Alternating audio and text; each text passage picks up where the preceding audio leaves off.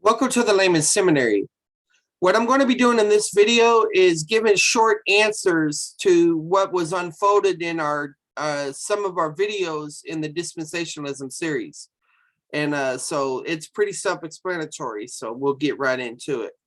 Okay, this is the first video. This video is short, underneath 2 minutes, and it's where we address the issue, what does the word dispensation mean? Well, the word dispensation, as you see here, oikonomia, comes from the word oikos, means house, and nomos, which means law. So it's house rule or household. So it's basically saying how God rules the earth as his household. So you have household, stewardship, administration, and they can even refer to the task. The next video, we asked the question, is the big idea of God's plan his glory? And it's 2 minutes long, but the answer is yes, because God's glory relates to everything he does and everything he is. And when you see these videos, you'll see that it's inductive, asking questions, unfolding that stuff. So if you're one that hasn't done those videos, I would recommend you go back and watch them. So that you could think through the process. But if you just want the answers, here they are. Is the big idea of God's plan salvation? I say no, because salvation is just one way in which God gets the glory. That's a 3-minute video about that. Was there salvation before the fall? The answer is no, because humans had not sinned yet. Did fellowship exist before salvation? Yes, it existed in the Trinity, and among the angels, and in the Garden of Eden before the fall of humanity. And you can go watch that video where it starts talking about that. Can angels get saved? No, they are not human, and Christ did not die as their substitute. Did worship and service always exist? Yes, it exists within the Trinity. Does divine decree really exist? Yes, but depends on what you mean by that. And I put it that way because not everybody that's watching these videos is going to have the same beliefs, but you'll understand if you listen to this video why I say it the way I do. Does the Bible and the cross reveal God? Yes, these are two ways God is revealed. Does God need anything? No, he's self-sufficient. Is the big picture about God's self-disclosure? Yes, because it's the revealing of God's glory. If someone goes to hell, does God get the glory? And the answer is yes, because he judges justly and perfectly.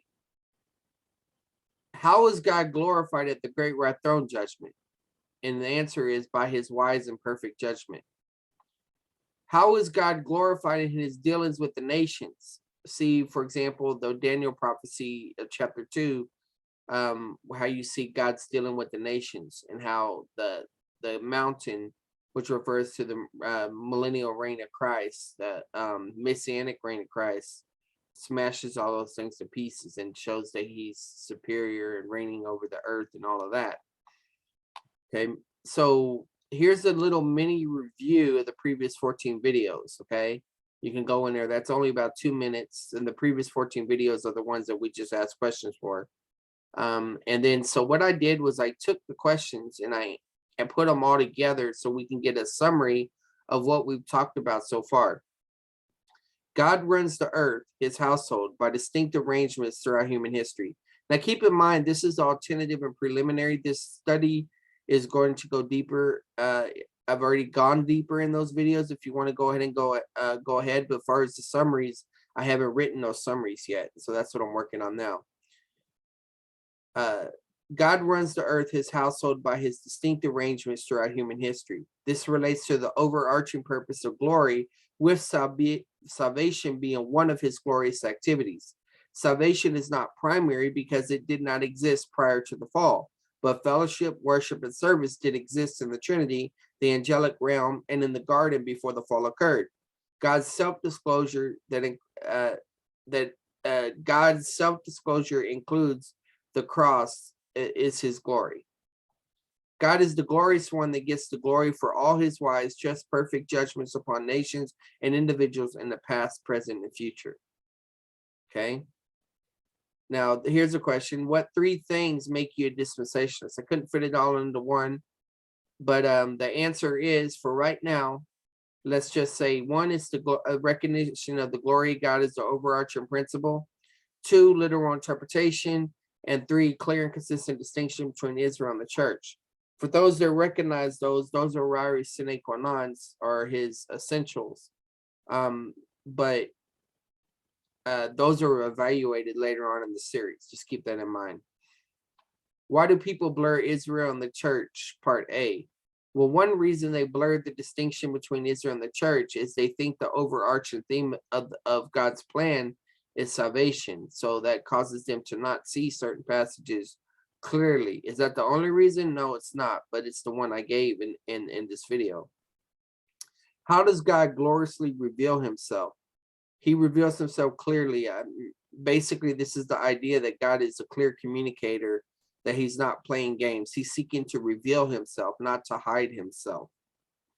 How do covenants show God's glory? Part A.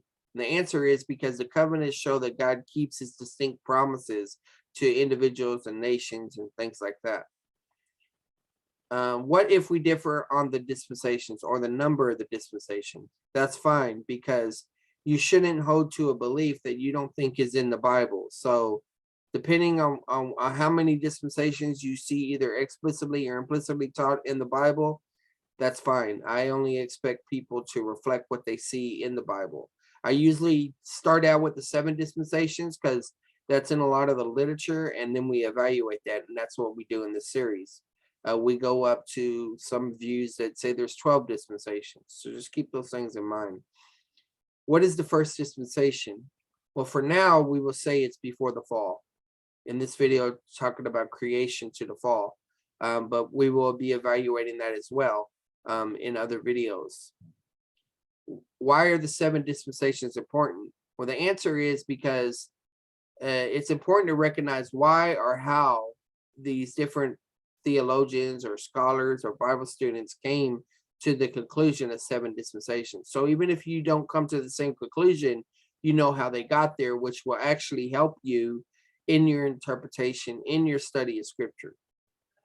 And so that's it. So basically what we see from this, if we go back to the main slide, where to go, about how God's running the earth and the household and it's for his glory and all of that, you see that consistently goes out, because you see right here the glory of God, the literal rotation, interpretation, and then these are just issues related to all of those. So you see that this pretty much has one distinct message, and it's dealing with things. So anyway, if you were blessed by this video, it helped you remember what you studied in the previous videos in our journey, or you're just looking at it for a fresh time, then subscribe if you haven't already. Hit the bell if you want notifications. Like this video.